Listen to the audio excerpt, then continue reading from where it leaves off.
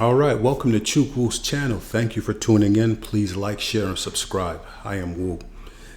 Today I'm going to be giving you 5 practical ways to prevent AI from replacing you first at work. I use the word first here very specifically because if you're like me, in the last 3 years, you've seen AI get much better at doing certain things. 3 years ago, it was just basically a chatbot from OpenAI, which in and of itself was revolutionary. But from different industries, technology, finance, legal, manufacturing, education, we're all starting to see the true capabilities of AI. We're starting to see it impact workers, meaning layoffs. So I think, in my opinion, there is no way to completely prevent now or in the future AI from replacing you, right? I think certain professions like medical are a bit safer. There's no true way to prevent it entirely from replacing you, but you can do what you can to be one of the last people who are impacted by AI. And that's exactly what this video is about, okay? So let's get started with those 5 practical tips. What's number 1?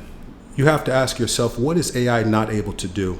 It's not able right now to duplicate soft human skills, talking to others, coaching them, leading by example, leading people that don't report to you, negotiations, conflict resolutions. You need to lean into those skills and demonstrate those human-only skills so that you can be one of the last people out the door, okay?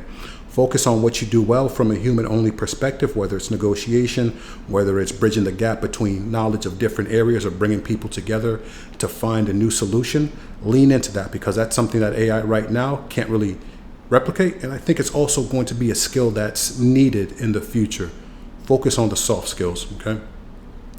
The next thing is you want to find a way to move closer to the money in your organization. What does that mean? What are the strategic or tactical goals of the organization? Where is the money actually made? Those people who are in leadership positions, does it seem like they have worked on projects in the past that actually generated revenue?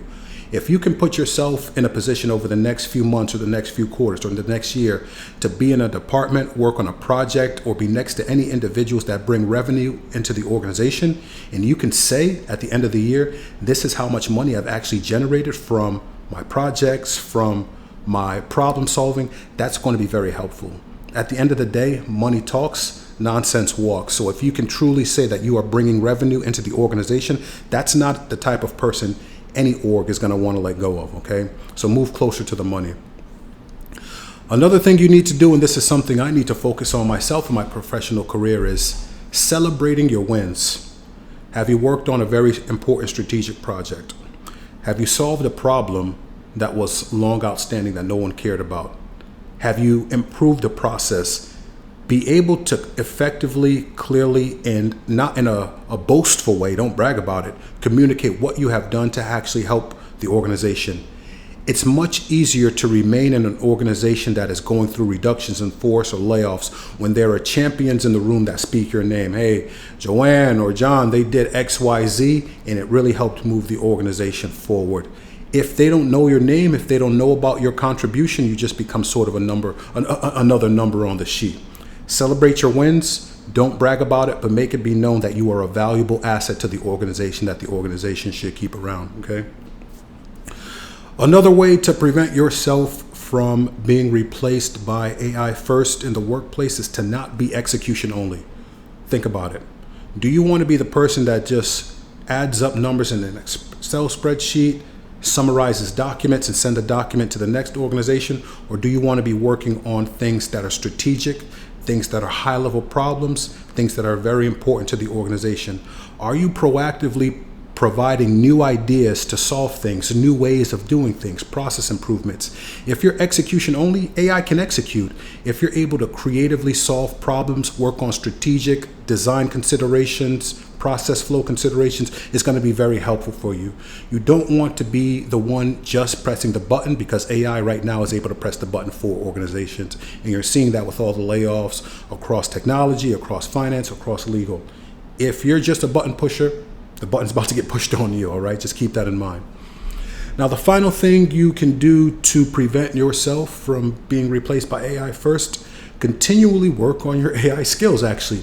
It's much less likely that you're going to be replaced if you're an expert in the organization on prompting, on leveraging AI to improve processes, on training other people who are less familiar with AI in the organization on how it can make their jobs much more efficient, make them much more effective. If you're the person that the organization goes to, or one of the people that the organization goes to when there's a problem related to AI and they need some level of understanding, that's going to be very helpful for you. Now, I'm not saying you need to be a data scientist or have a background in technology, but if you're able to show that you are quickly able to learn and adapt to AI and use it in your day-to-day job, that's going to be helpful because people are going to ask you the same questions, right? They're in the same industry as you. They have the same level of understanding. If they see you as someone who's able to embrace this technology and you're not a technologist yourself, they're going to think to themselves, I can do this. Step one, let me go ask this person how they did it. Okay, so just keep that in mind. So there are a few things you can do, right? You want to embrace AI yourself. You want to invest in your human-only skills. You want to move closer to the money. You want to make yourself visible, okay? So think about it. Let me know in the comments what are some other ways that you can help secure your position in your organization, or if you feel differently, do you think this is all a moot point? You know, AI is coming and we're all going to have to be on universal basic income or UBI in the next 10 years. Happy to listen to those comments. I like the feedback that you guys provide. So thanks for tuning in. Again, I am Chukwu. Please like, share, and subscribe, and I'll talk to you next time.